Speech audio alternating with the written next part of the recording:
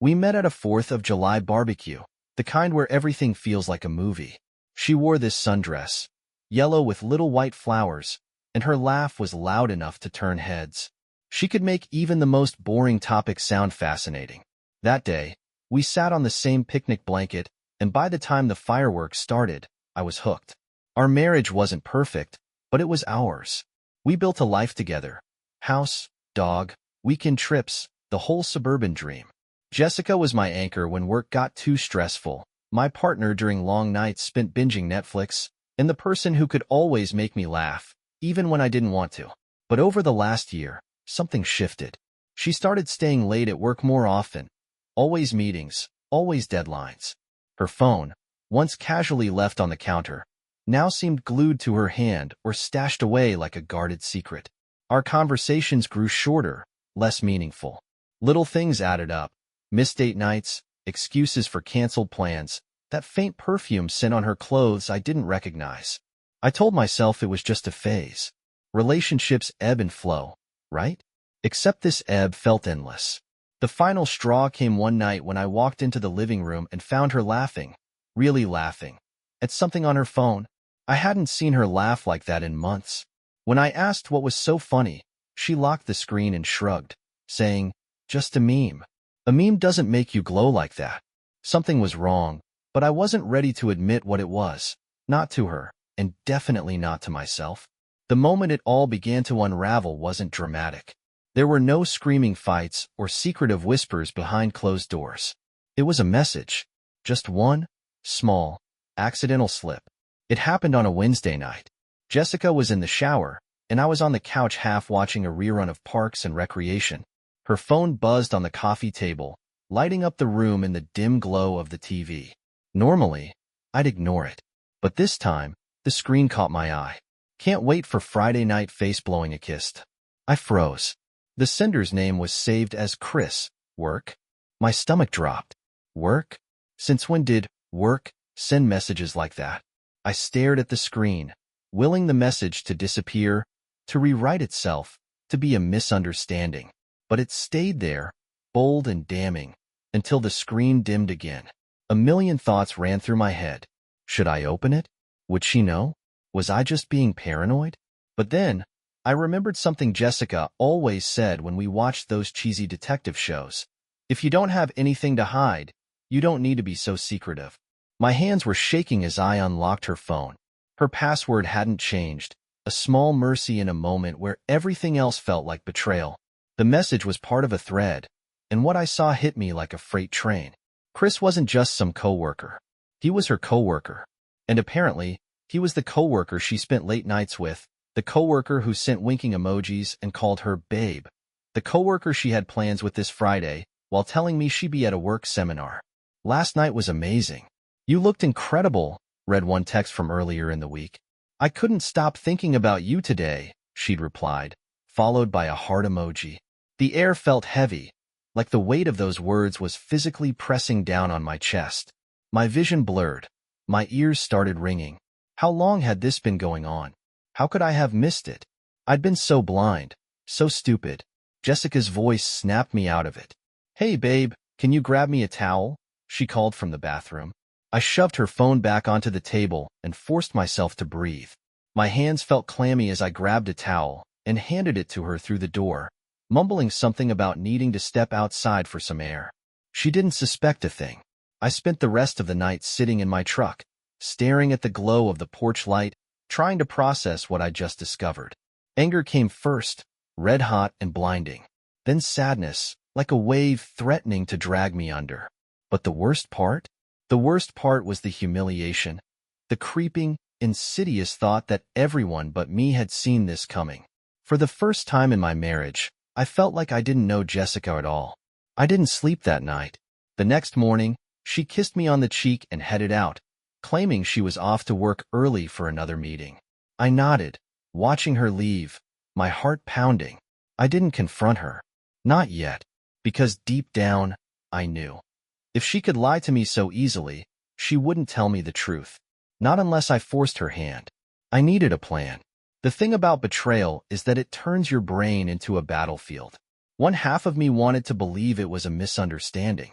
Maybe Chris was just overly friendly. Maybe the texts were a joke that didn't translate well out of context. The other half of me, though, the part that had spent a sleepless night replaying every interaction I'd seen between Jessica and her phone, knew better. So, I did what I never thought I'd do. I started digging. The first step was subtle.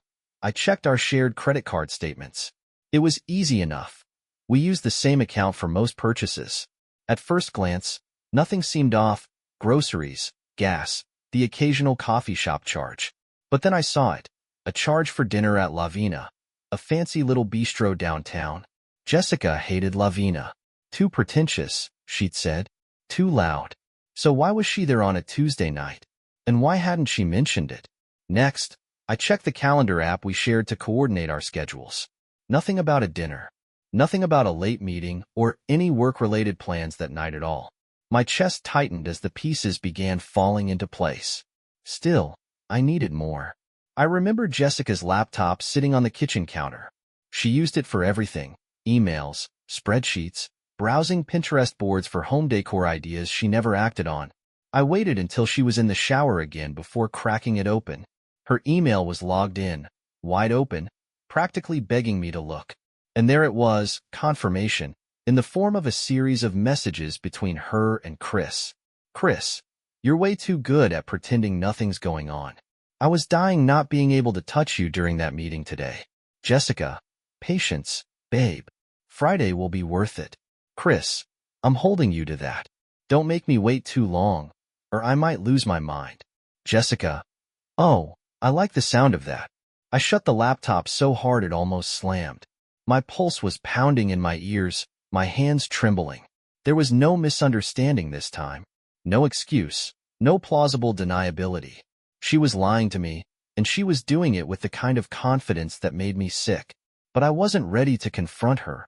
Not yet. Confrontation without proof wouldn't get me answers. It'd just get me more lies. That's when I made a decision. If Jessica thought she could deceive me so easily, I'd make her think she was getting away with it. The next few days were torture. Every time she smiled at me, every time she kissed me goodnight, I had to stop myself from screaming. I had to remind myself to stick to the plan.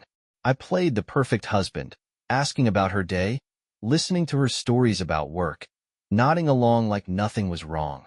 Meanwhile, I worked in the background. I bought a small GPS tracker online and installed it under her car one afternoon when she was out shopping. I synced it to my phone, telling myself it was the only way to know the truth without relying on her lies. The first night I tracked her, she said she had an office happy hour. The tracker said she went to a quiet residential neighborhood, Chris's neighborhood. She stayed there for 2 hours. The second night, she told me she had a late meeting. The tracker showed her parked outside a movie theater. When I cross-checked the theater's listings, there was no work seminar on the schedule, just a romantic comedy about forbidden love. Every time I found a new piece of evidence, the betrayal felt fresher, sharper. It wasn't just about the texts or the tracker. It was about the little things, too. The way she hummed to herself when she thought I wasn't listening.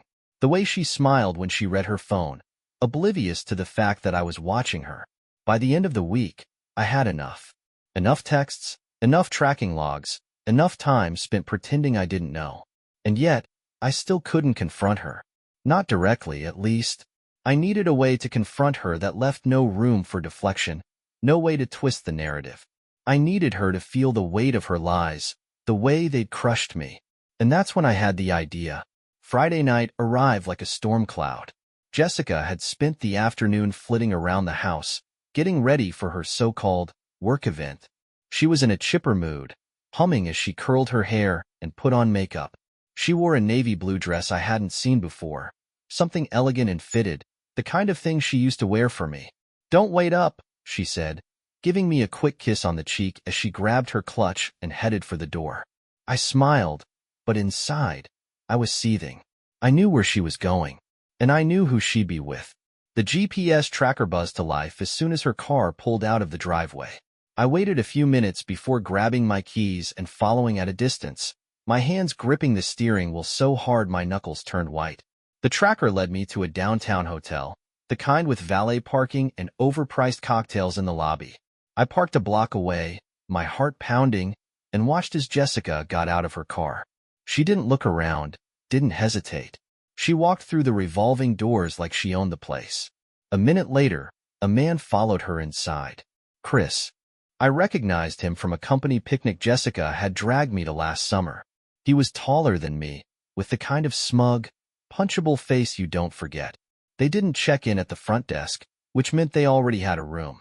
My stomach turned. I waited until the adrenaline coursing through me dulled into something cold and sharp. Then I stepped out of the car and walked into the hotel. The concierge gave me a polite, practiced smile as I approached the desk. "How can I help you, sir?" "My wife's staying here tonight," I said, my voice steady. "I want to surprise her. Can you tell me what room she's in?" The concierge's smile faltered. "I'm sorry, sir, but I can't give out that information." I sighed and leaned in slightly, lowering my voice. "Listen, I just want to leave flowers in the room. It's our anniversary.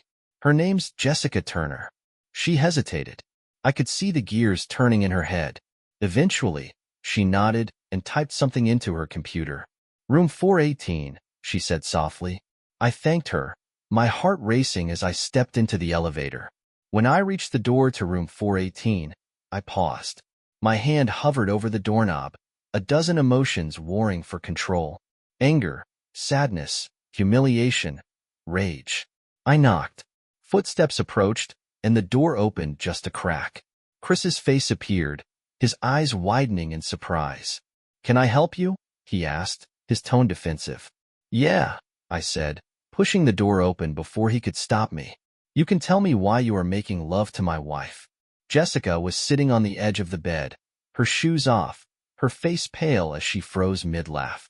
Her eyes darted between me and Chris, panic written all over her expression. "Adam," she stammered, standing up quickly, "what are you doing here?" I held up my phone, showing the GPS tracker app still glowing on the screen. "You're really bad at hiding your tracks, Jess." Her mouth opened, then closed, like a fish gasping for air. Chris stepped forward, his hands raised. "Hey man, let's just—" I cut him off with a glare. "Don't. You don't get to speak." He stopped, glancing nervously at Jessica. "I don't even know where to start," I said, my voice shaking. "How long has this been going on? How long have you been lying to me?" Jessica wrung her hands, her voice trembling. "Adam, it's not what you think." "Oh, really?" I snapped. "Because what I think is that my wife of 12 years has been cheating on me with this asshole." I gestured at Chris, who shrank back like a scolded child. It just happened," she said, tears welling in her eyes. "I didn't mean for it to." I laughed bitterly, shaking my head. "That's the best you've got? It just happened? Was it an accident every time you snuck off to see him? Every time you lied to my face?" "Please, Adam," she pleaded. "Can we just talk about this? Privately?" "No," I said firmly. "We're not sweeping this under the rug. You wanted to destroy our marriage in secret? Fine. But now everyone's going to know exactly who you are and what you did." I turned to Chris, who was inching toward the door. "And you? I hope you're ready for what's coming next. Because I'm not letting either of you walk away from this unscathed." With that, I left, slamming the door behind me. As I walked back to my car, I felt a strange mix of emotions: anger, sadness, relief. The confrontation was over, but the war was just beginning. The drive home was a blur. My mind raced through everything that had just happened: Jessica's panicked face, Chris's pathetic attempt to play peacemaker, the trembling in my own hands as I slammed the door behind me. I wanted to feel satisfaction, like I'd taken the first step toward reclaiming my dignity. But all I felt was hollow. When I pulled into the driveway, the house seemed different somehow. Colder, quieter, like it wasn't mine anymore. The trust and love that had built it brick by brick now felt like ghosts haunting every corner. Jessica didn't come home that night. I didn't expect her to. She probably stayed at the hotel, or maybe at Chris's place.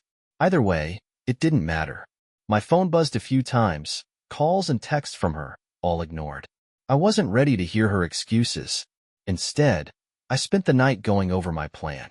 The confrontation had been spontaneous, but the next steps wouldn't be. I couldn't afford to let my anger control me. If Jessica thought she could destroy our marriage and walk away unscathed, she had another thing coming. The next morning, I woke up to find her sitting in the living room, her makeup smudged, her eyes red and puffy. She must have let herself in with her key. She looked up when I walked in, her expression a mix of guilt and desperation. "Adam," she said softly, standing as if she might come closer. "Please, can we talk?" "Talk?" I said, my voice icy. "About what, Jess?" "About how you've been lying to me for months. About how you've been sneaking around with that loser while I was here, building a life for us." She flinched, but I didn't stop. "Do you have any idea what you've done? To me? To us? Or were you too busy playing house with Chris to care?" Tears streamed down her face as she shook her head. "I made a mistake, Adam. A horrible mistake. But it didn't mean anything. I swear it was just—" "Don't you dare say it was a mistake," I snapped, my voice rising. "Mistakes are things that happen once. This was deliberate. Repeated. You planned it. You lied about it. Over and over." She broke down, sobbing into her hands. It was the kind of crying I'd seen before. When her father passed away, when her dream job slipped through her fingers. Back then, I would have wrapped her in my arms, done anything to make her feel better. Now, I just felt numb. "I still love you," she whispered through her tears. "I know I've hurt you, but I want to fix this. We can fix this." I let out a bitter laugh, shaking my head. "Fix it? How, Jess? How do you fix something you've smashed to pieces? Do you think I'll ever look at you the same way again? Trust you again?" She didn't answer, just stood there, trembling. For a moment, the silence between us was deafening. "I've already spoken to a lawyer," I said finally, my tone calm but resolute. "I'm filing for divorce. And trust me, I've got enough evidence to make sure you walk away with nothing." Her eyes widened, panic flickering across her face. "Adam, no. Please, don't do this. I know I don't deserve forgiveness, but don't throw away everything we've built." I stepped closer, looking her straight in the eye. "You threw it away the moment you decided to cheat, Jessica. Don't pin that on me." She opened her mouth to argue, but I held up a hand to stop her. "You need to leave. Now." "Where am I supposed to go?" she asked, her voice breaking. "Anywhere but here," I said coldly. "You've got 24 hours to pack your things." She stared at me for a long moment, her tears falling silently now. Then, without another word, she turned and walked out the door. That day, I made 2 phone calls. The first was to my lawyer, to finalize the next steps for the divorce. Greg was a shark, a no-nonsense kind of guy who promised to make sure Jessica walked away with nothing more than her clothes and her name. The second call was to Chris's boss. I'd done a little digging the night before and found out his company had a strict no-fraternization policy. I sent over screenshots of their messages, carefully leaving my name out of it. Within hours, word had spread. Chris was fired. Jessica's reputation at work took a hit, too. Turns out, people aren't too keen on coworkers who can't keep their personal lives out of the office. By the end of the week, Jessica had moved out. The house felt emptier, but not in a bad way. For the first time in months, I felt like I could breathe. The betrayal still burned, but now it felt like a wound that could heal, instead of a weight crushing me. Still, I wasn't done. Revenge wasn't just about punishing Jessica. It was about making sure she understood exactly what she'd lost and why. The first thing I noticed after Jessica moved out was the silence. Not the comforting kind, like after a long day when you can finally unwind. This was the heavy, oppressive kind that forced you to confront your own thoughts. For the first few nights, I hated it. I hated the way the house felt bigger, emptier. I hated the way her absence made everything sharper. The betrayal, the humiliation, the anger. But eventually, that silence became fuel. Every quiet moment reminded me of what she'd done, and every reminder stoked the fire in me.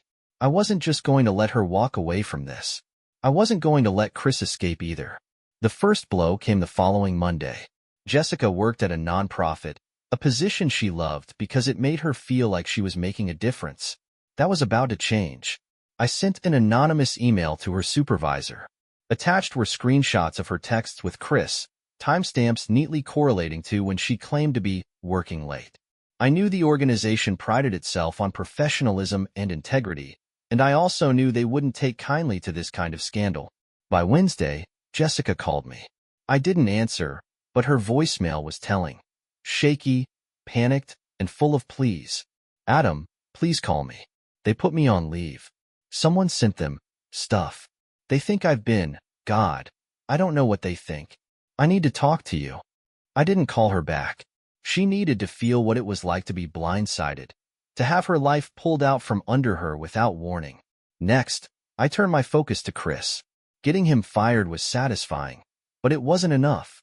This guy had looked me in the eye at company picnics, shaken my hand, and acted like a friend while he slept with my wife. He deserved worse. I spent hours scrolling through his social media accounts, looking for anything that might be useful. Eventually, I hit the jackpot. A picture of him on a weekend trip with his buddies, holding what looked suspiciously like a joint. It was from 2 months ago, recent enough to cause trouble, given his company's strict drug policies. I created another anonymous account and sent the photo to his HR department. I made sure to include a note suggesting they conduct a thorough review of his expense reports, just in case. The fallout was glorious. By the end of the week, I heard through mutual acquaintances that Chris had been blacklisted from his industry. The drug photo was bad enough, but the investigation into his expenses revealed some creative accounting on his part. He was done. Jessica, meanwhile, was spiraling. I heard about it from a mutual friend, who called to check on me but ended up spilling all the juicy details. She's been crashing on someone's couch, the friend said.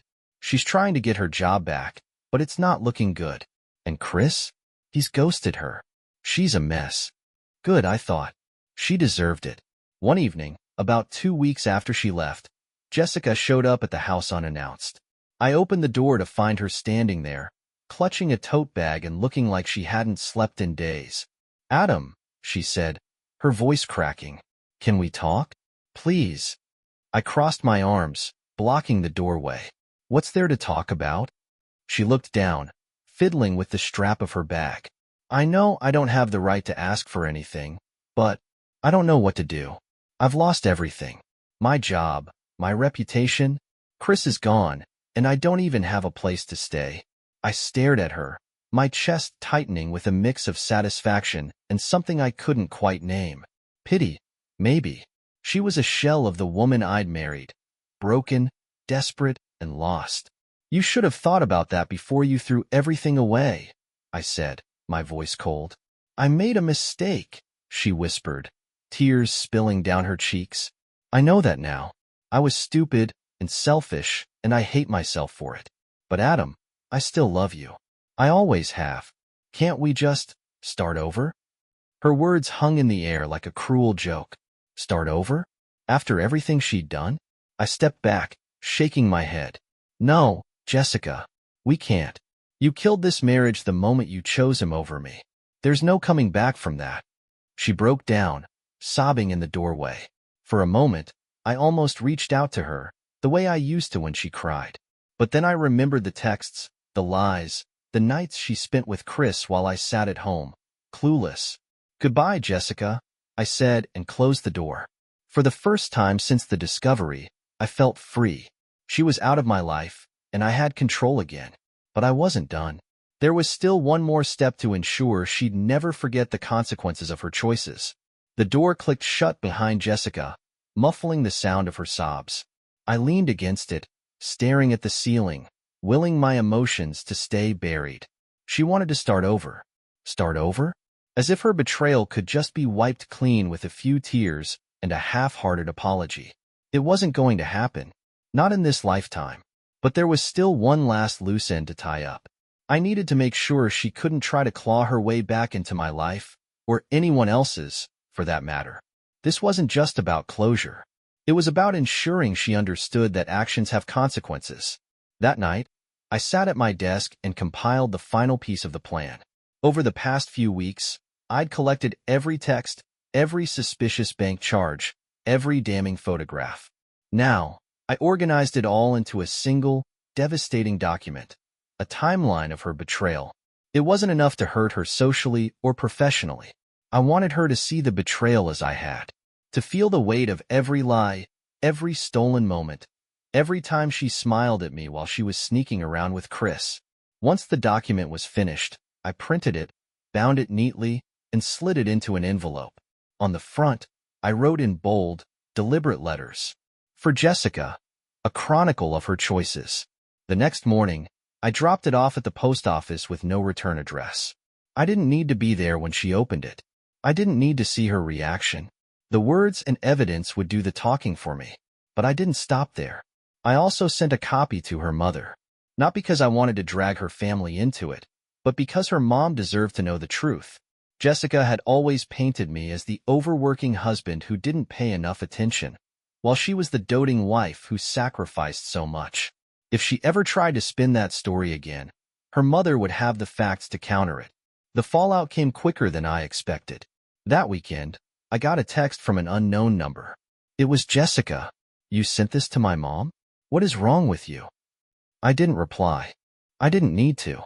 Let her stew in it. Over the next week, Jessica's attempts to reach me escalated. Voicemails, texts, even a letter slipped under my front door. They all carried the same theme: regret, desperation, anger. One voicemail stuck with me, though, more for its raw honesty than anything else. "Adam, I get it. Okay? I deserve all of this. I know I do. But you don't have to destroy me completely. Please, just stop." For a moment, I considered it. Maybe I'd gone too far. Maybe it was time to let go and move on. But then I remembered how she'd laughed at Chris's texts, how she'd lied to my face without a shred of guilt. No, I thought. She's not broken yet. The last move was subtle but effective. I reached out to our mutual friends, people we'd known for years, couples we'd gone on vacations with and shared holidays with.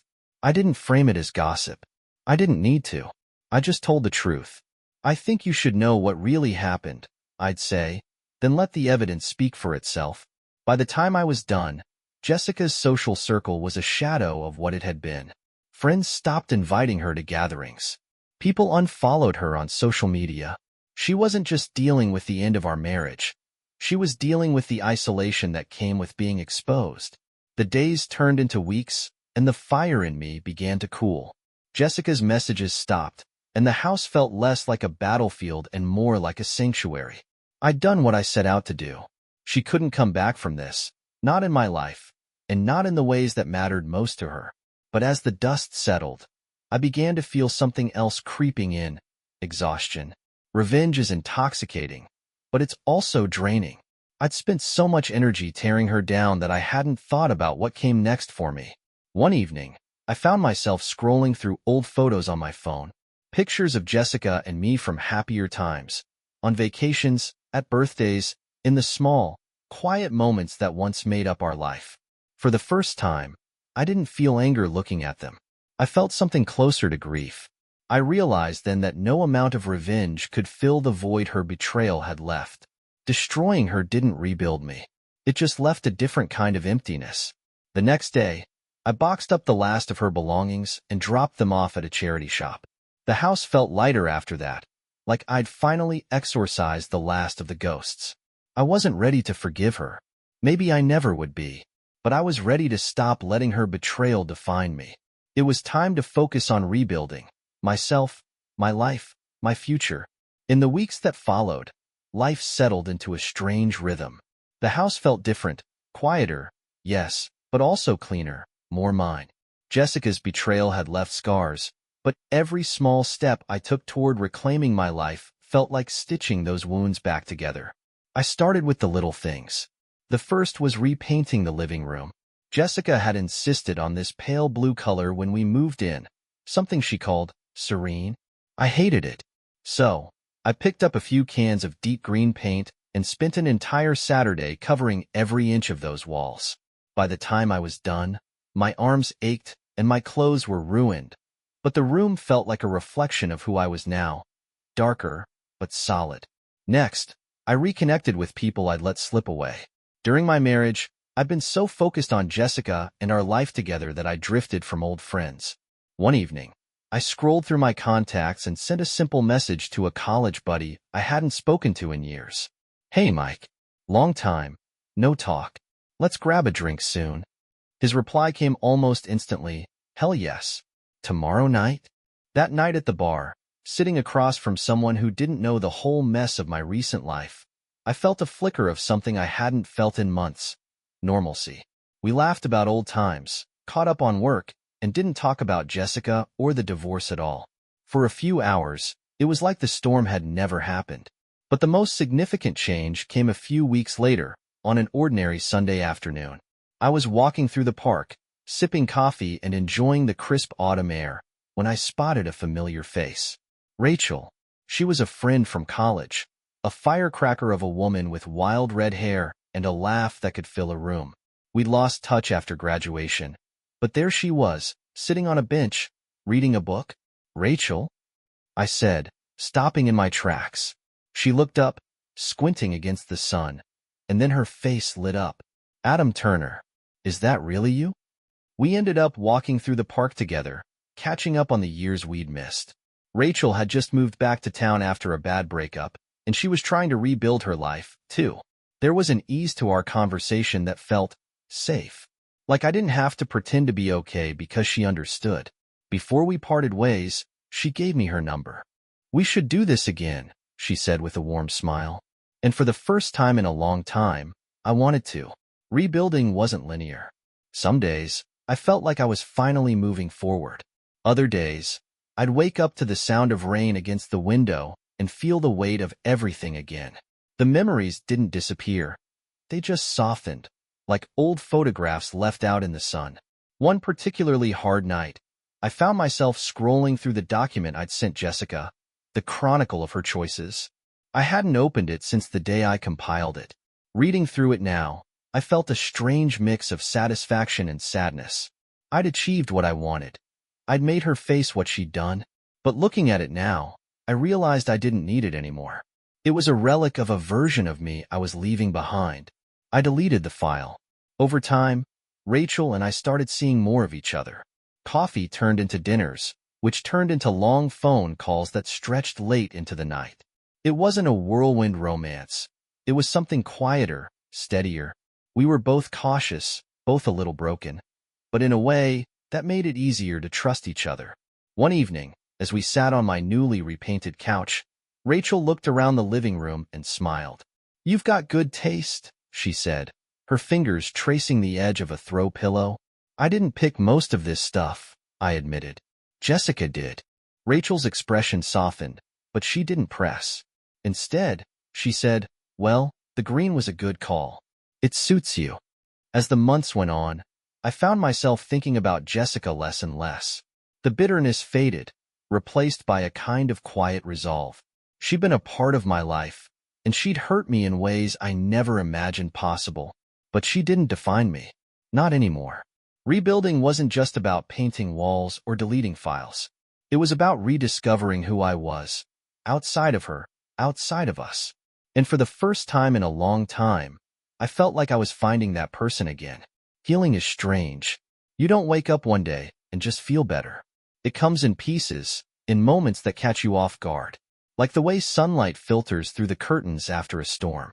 Or the sound of your own laughter. Real, unforced. After weeks of silence.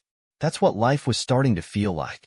Little by little, the pieces of myself I thought were gone forever began to return. Rachel was a big part of that. She wasn't just someone to talk to. She was someone who reminded me what it felt like to be seen again. One night, as we sat on the porch sipping wine, she turned to me with a curious expression. "Do you ever feel like you're still carrying it?" she asked. "Carrying what?" I asked, though I already knew the answer. She shrugged, setting her glass down. "The anger, the hurt, like it's still a weight you can't quite put down." I stared at her for a moment, the question hanging in the cool night air. "Yeah," I admitted. "I do. But it's lighter now, and I think that's all I can hope for." She nodded, her gaze softening. "That's all any of us can do, really. Let it get lighter."